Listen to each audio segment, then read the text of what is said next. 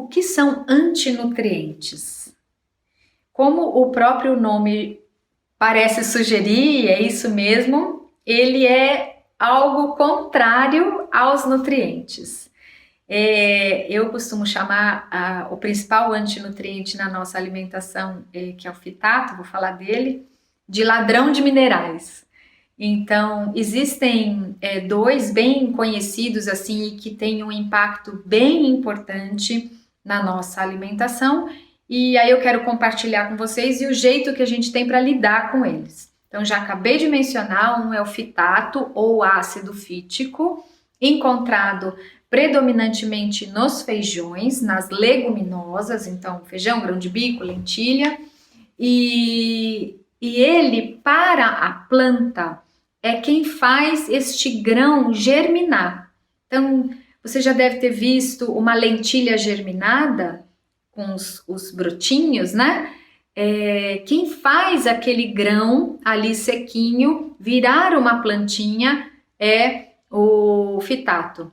Todo mundo fez isso quando era criança, pegou um copinho, botou um algodão, botou uns feijõezinhos ali dentro e ficou, quando criança, maravilhado de ver que depois de alguns dias começa a crescer uma plantinha. Então, quem faz esse processo de um grão seco, e o grão pode estar guardado ali 5 anos, se você colocar ele no algodãozinho com água, ele vai germinar. É o fitato que está lá dentro que faz esse milagre acontecer.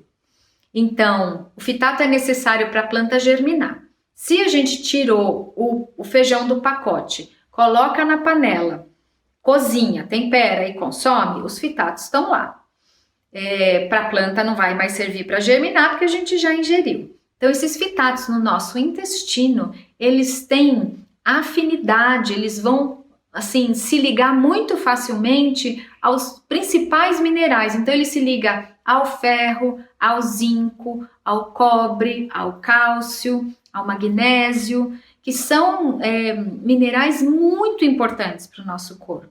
E uma vez que ele se liga, não existe nada que consiga separar o fitato desses minerais, então a gente perde nas fezes, a gente não absorve esse conteúdo, ou pelo menos parte desses minerais.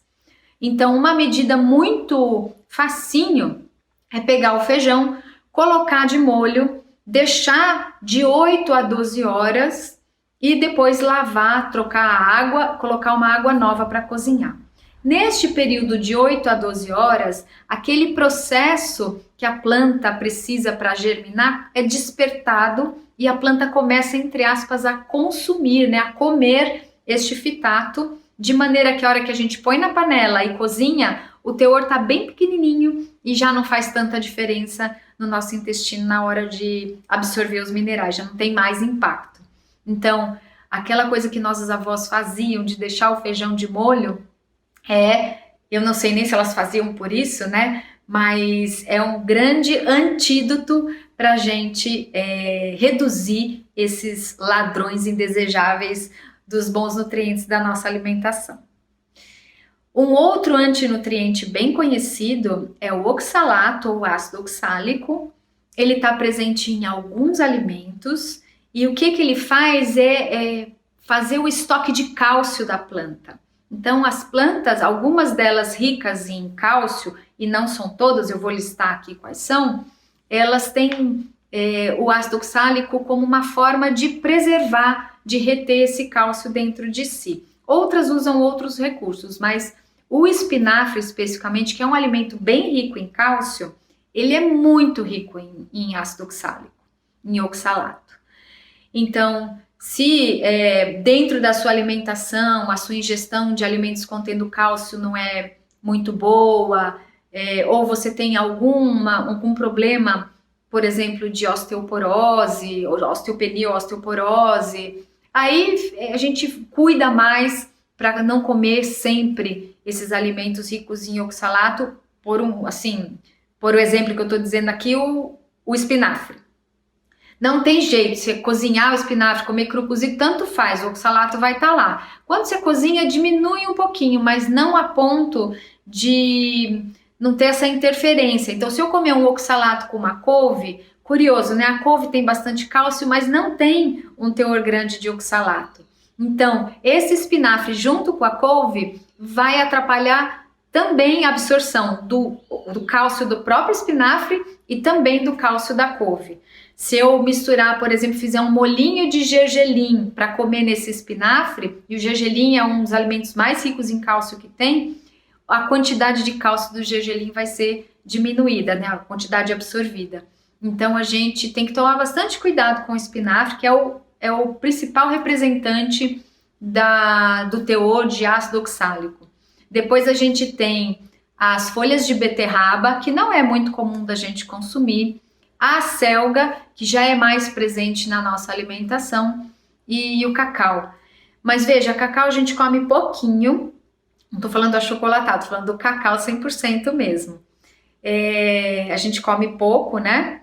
E a selga a gente come assim, depende, cada um vai comer numa frequência, mas se a gente for comparar a quantidade de oxalato do espinafre, da selga, a diferença é tão grande, o oxalato tem tão mais, que a gente tem que tomar mesmo cuidado com o espinafre.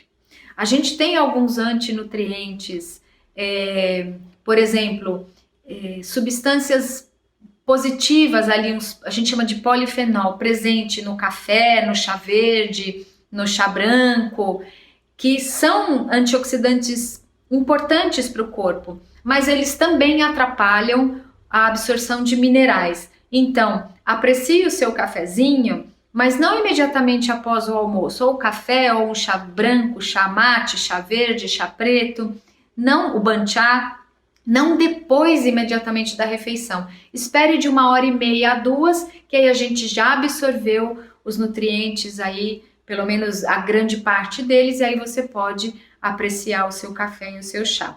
No café da manhã e nos lanches não tem problema esse tipo de antinutriente vindo dos... Ou, na verdade, a gente tá chamando de antinutriente quando rouba, né? Mas esses substâncias, esses polifenóis presentes no café e no chá.